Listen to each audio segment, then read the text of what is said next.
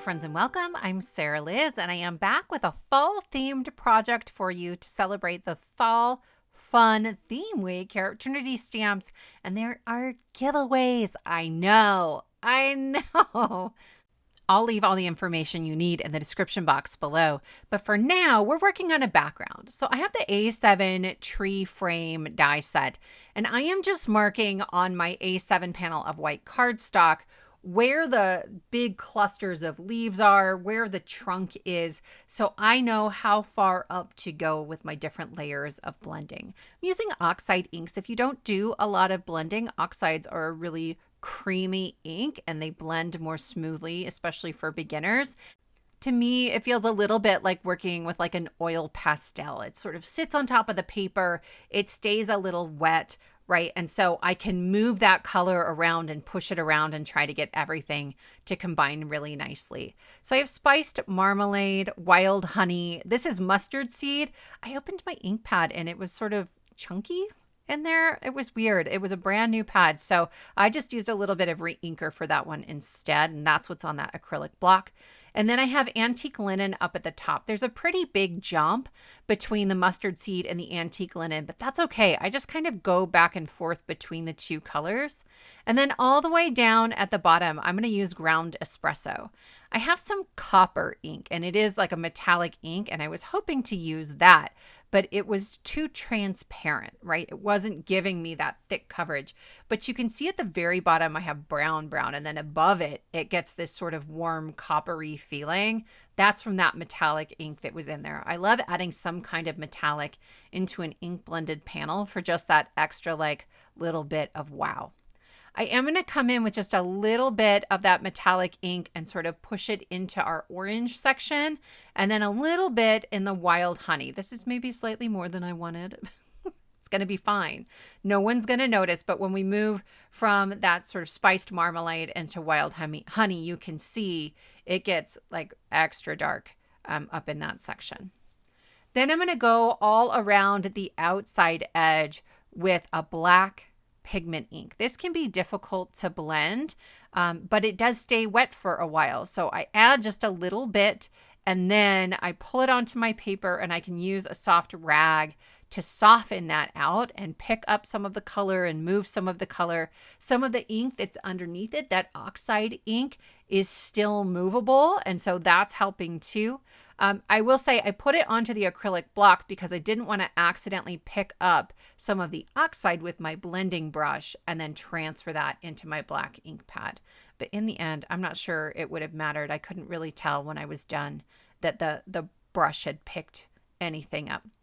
So once I go all the way around the edges, and keep in mind a fair bit of that is going to be covered up by our tree frame, we have a lovely spooky background that can be used for a little bit of splatter. This is just a black sort of luster brush. It's not glitter. It's just sort of ink, like black ink I've splattered all over. I got some really fine splatter in there. And then I'm going to mix that also with some of this sort of coppery distress spray, and so it's got some of that mica powder and shine in it. Next, we can work on our gnome because I don't really do spooky Halloween. I do cute Halloween. This is from the So Spooky Gnome die set, and it is a standalone. There's also a springtime gnome, but you don't need to have them both. They have really, it's the only part of the gnome that transferred over is the nose. So this is really great. You can make this witch, or there is this adorable, ridiculous ghost gnome that you can make out of all of these pieces.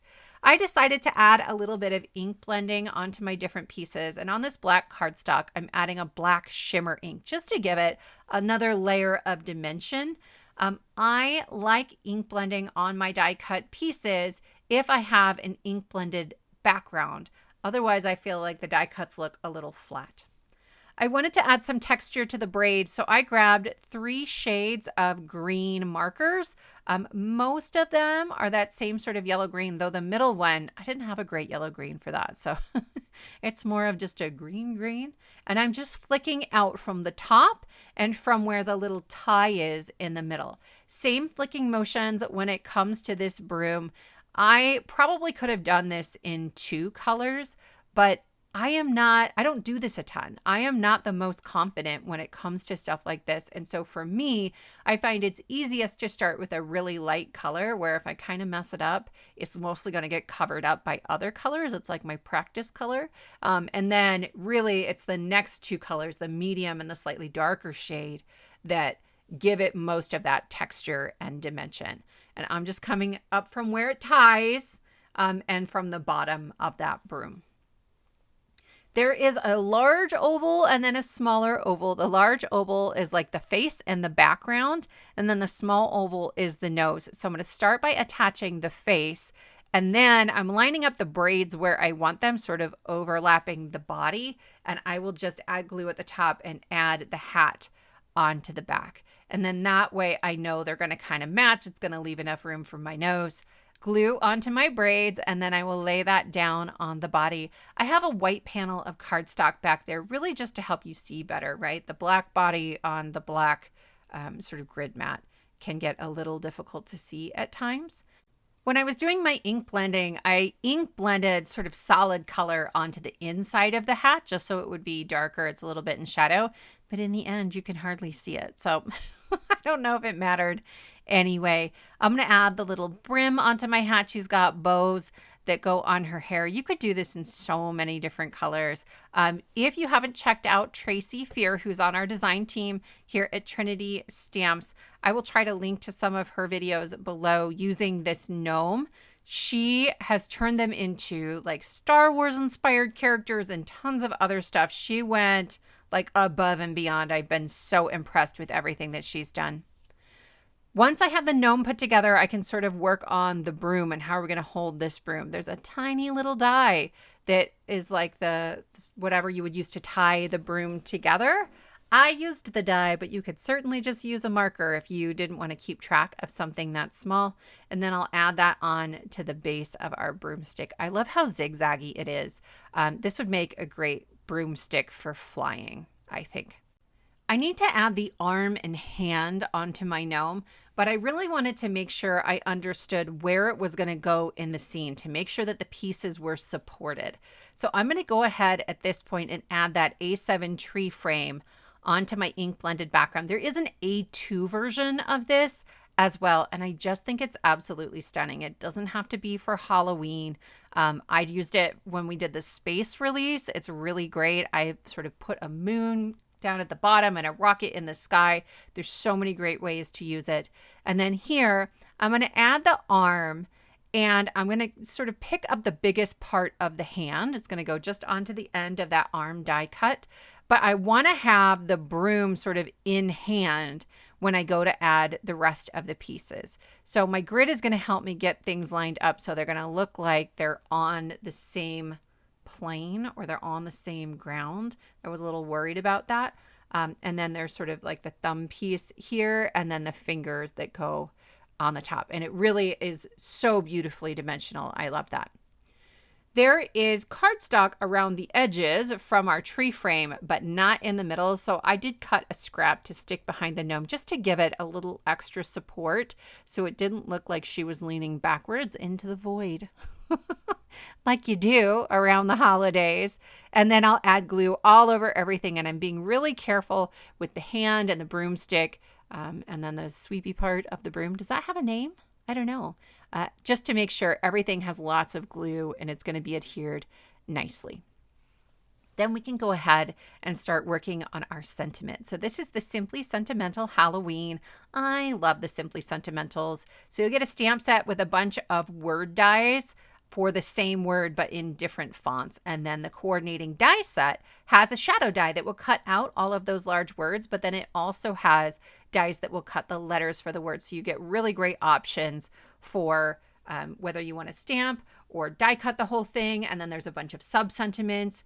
I wanted on this one for the letters for Halloween to be ink blended about halfway up and to fade from purple into white. So I'm using a white shimmer cardstock and I'm just coming up from the bottom with my blending buddy and a medium purple ink. Then on here, I'm sort of using this negative to figure out where I want to place my die. So I'm going to get the best blend from purple into white and not just end up with almost all purple. I had the luck of the draw here. Most of my letters stayed in the die. So I just peeled off the backing paper. There's Rip and Stick, like a double-sided adhesive behind it from Trinity Stamps. And then this way, the whole thing's a sticker, and I'm just poking those letters out while the die is laid on top of the shadow die. This was, I think, the easiest time I've ever had trying to assemble a word die where all the letters were individual. And I will say it's like 50-50 whether or not they stay in the die for me. I had a bunch of pieces already stamped and embossed in white embossing powder from this set. And so I just trimmed apart Have a and Magical. And then I ink blended a little bit more of that purple ink onto just some of that same white shimmer cardstock.